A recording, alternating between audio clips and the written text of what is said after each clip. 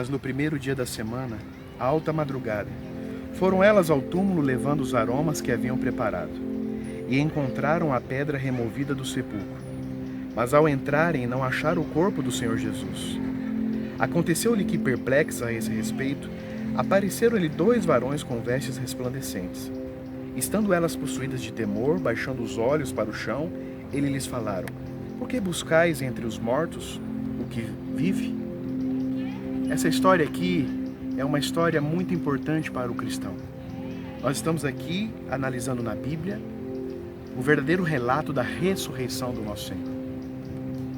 Deus, Jesus, veio a essa terra, viveu uma vida sem pecados, foi até as últimas consequências da morte na cruz para salvar a mim e a você. Foi morto, descansou no túmulo, segundo o mandamento, e então ressuscitou no domingo, vencendo a morte. Uma vez um amigo me questionou com toda sinceridade. Eu trabalhava no escritório de contabilidade e ele era um colega de trabalho. E ele era uma pessoa que não era da mesma denominação minha. E eles criam que o domingo é o verdadeiro dia de guarda.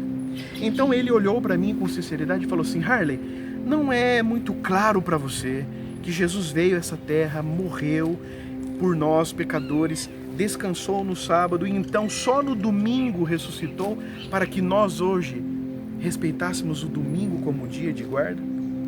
Eu na mesma hora olhei para ele e com também bastante sinceridade falei assim: amigo, não é muito claro para você que Deus veio a essa terra, morreu para nos salvar. No sábado ele descansou conforme o mandamento e só então ressuscitou no domingo para nos mostrar que até na sua morte ele respeitou o santo sábado? Veja como nós podemos fazer 2 coisas com 2 pontos de vista diferentes. Queridos amigos, o verdadeiro dia de guarda, qual é? Qual é o dia que nós devemos respeitar? O dia que a tradição manda ou o dia que a Bíblia e o próprio Cristo observou até na sua morte? Vamos com um coração sincero aprender um pouco mais sobre o que a Bíblia tem a dizer sobre isso? Esta é a terceira e última parte, onde nós analisamos algumas declarações a respeito da fé e do catecismo de igrejas cristãs. Você pode pausar esse vídeo e ler com mais calma todas as declarações. Outras denominações. Alexandre Campbell, da Igreja de Cristo: não há testemunha em todos os oráculos do céu que o sábado foi mudado ou que o dia do Senhor veio em seu lugar. Joseph Smith, na Declaração dos Mormons: há aqueles que gostariam de destruir o decálogo ou os 10 mandamentos. Tais mandamentos não foram abrogados nem anulados e estão em vigor hoje da mesma forma como estiveram quando pronunciados em meio a trovões no Monte Sinai, embora não sejam observados. E o que nossos queridos irmãos católicos podem aprender no seu catecismo? O reverendo Isaac Williams escreveu: é-nos mandado guardar o 7º, mas em nenhum lugar nos é ordenado guardar o 1º dia. A razão pelo qual santificamos o 1º dia da semana em lugar do 7º é a mesma que nos leva a observar muitas outras coisas, não porque a Bíblia, mas porque a Igreja Católica ordena. O cardeal James Gibbons: podereis ler a Bíblia do Gênesis ao Apocalipse e não encontrareis uma só linha a autorizar a santificação do domingo. Padre de Bois, na sua obra O Biblismo: a Bíblia manda santificar o sábado, não o domingo. Jesus e os apóstolos guardaram o sábado. Foi a tradição católica que, honrando a ressurreição do Redentor, ocorrida no domingo, abolia a observância do sábado. O cônego Eighton, na sua obra Os 10 Mandamentos, assim expressa: não existe nenhuma palavra, nenhuma alusão no Novo Testamento acerca da abstinência dos trabalhos no domingo. A observância do domingo não só não tem fundamento na Bíblia, mas está em contradição com a letra da Bíblia, que prescreve o descanso no sábado. Foi a Igreja Católica que, por autoridade de Jesus Cristo, transferiu esse descanso para o domingo, em memória da ressurreição de Nosso Senhor, de modo que a observância do domingo, pelos protestantes, é uma homenagem que prestam, independentemente da sua vontade, à autoridade da Igreja. Para terminar, existe essa citação, cujo link está em vermelho na figura.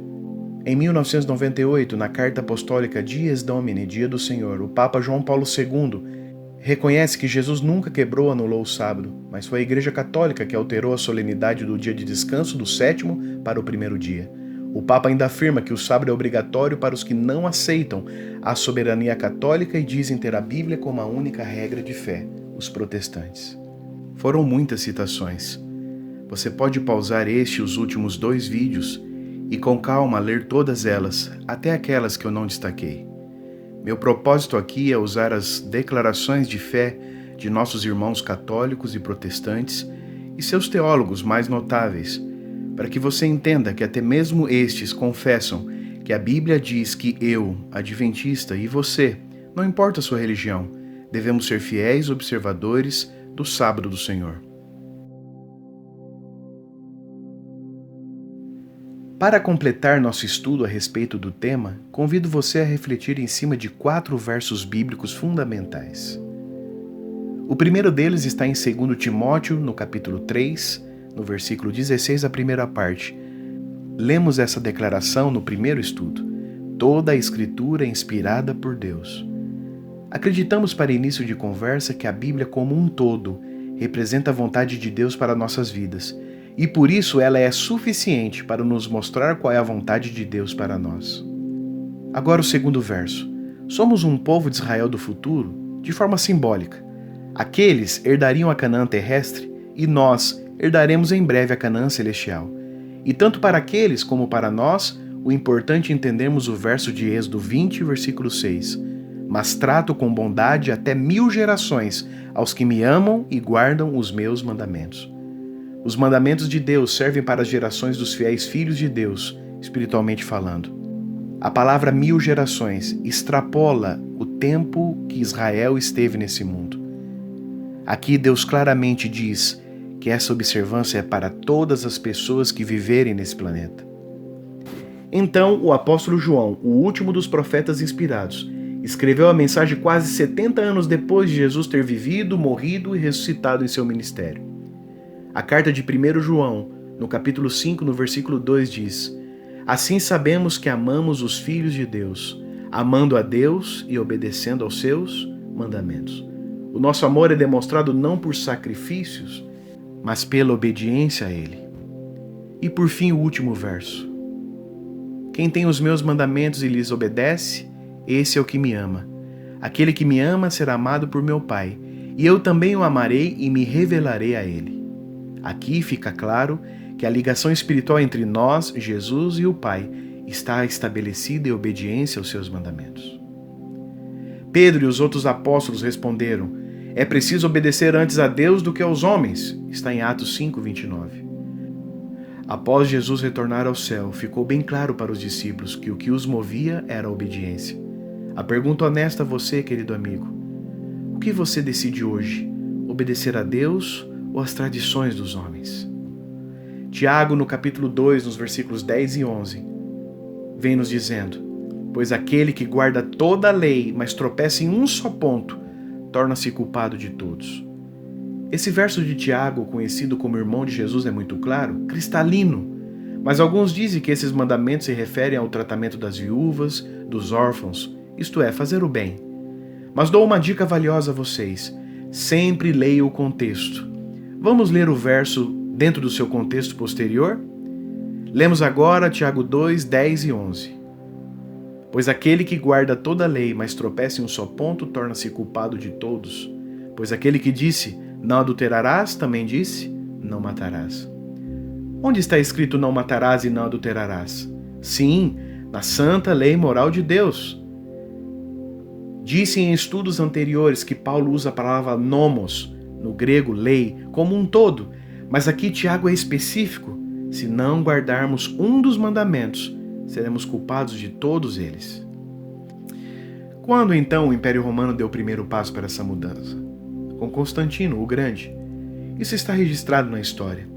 Durante um longo tempo de séculos, a igreja primitiva foi misturando crenças cristãs com pagãs, e isso culminou em um decreto de Constantino que supostamente se converteu ao cristianismo.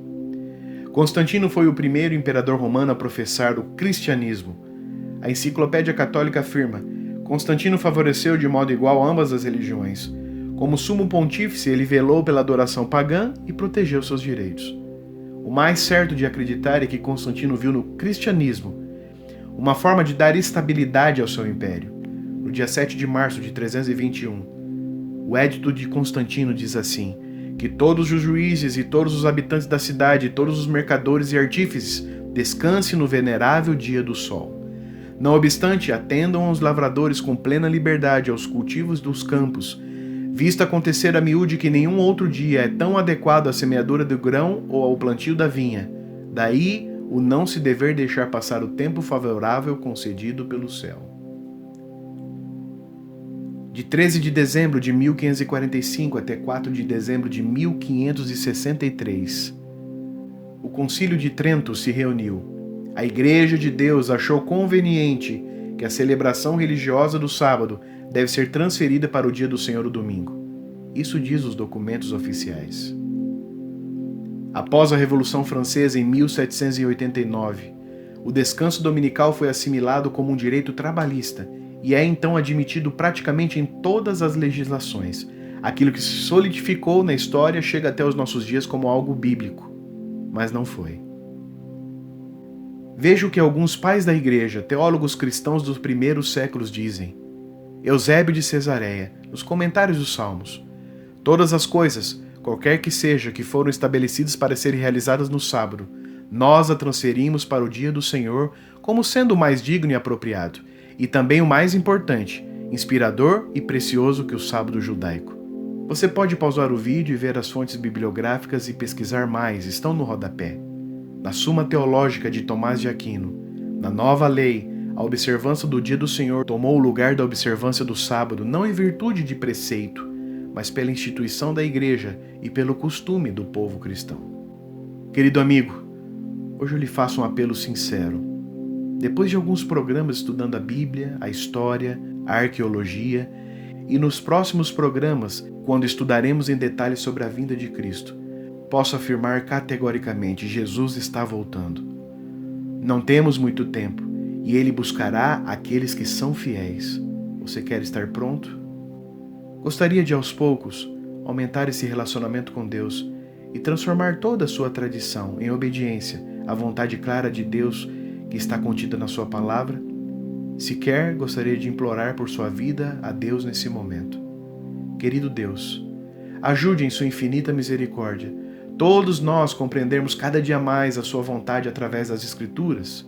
Mude a nossa vida, nos ajude a sermos obedientes, pois queremos morar contigo por toda a eternidade. Peço por mim e pelo querido amigo que me ouve nesse momento, hoje e sempre. Amém.